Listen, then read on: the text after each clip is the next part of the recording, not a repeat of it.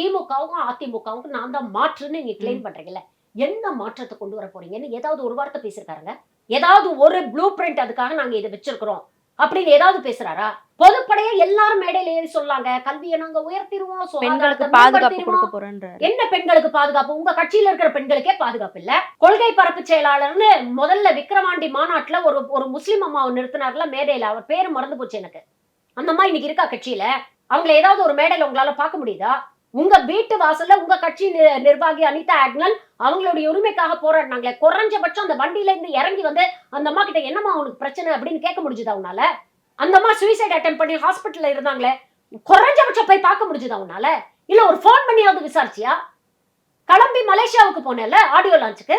உங்க கட்சியை சேர்ந்தவர்கள் தினம் தினம் சோசியல் மீடியால ஸ்பேஸ்ன்ற பேர்ல அவர்களை விமர்சிக்கக்கூடிய அத்தனை பெண்களையும் அசிங்கமா வர்க்கணத்தை வாந்தி எடுத்துட்டு இருக்காங்க. ஏதாவது கண்டனம் தெரிவிச்சீங்களா? ஏதாவது கண்டிச்சீங்களா? ஏதாவது பேசுனீங்களா? உங்க கட்சியில இருக்க பெண்களுக்கே பாதுகாப்பு இல்ல. உங்களை யாரும் விமர்சனிக்க கூடாது, யாரும் விமர்சனம் பண்ணக்கூடாது. நாங்கள் விமர்சனத்துக்கு அப்பாற்பட்டவர். எங்களை விமர்சனம் பண்ணா நாங்க அசிங்க அசிங்கமா திட்டுவோம்.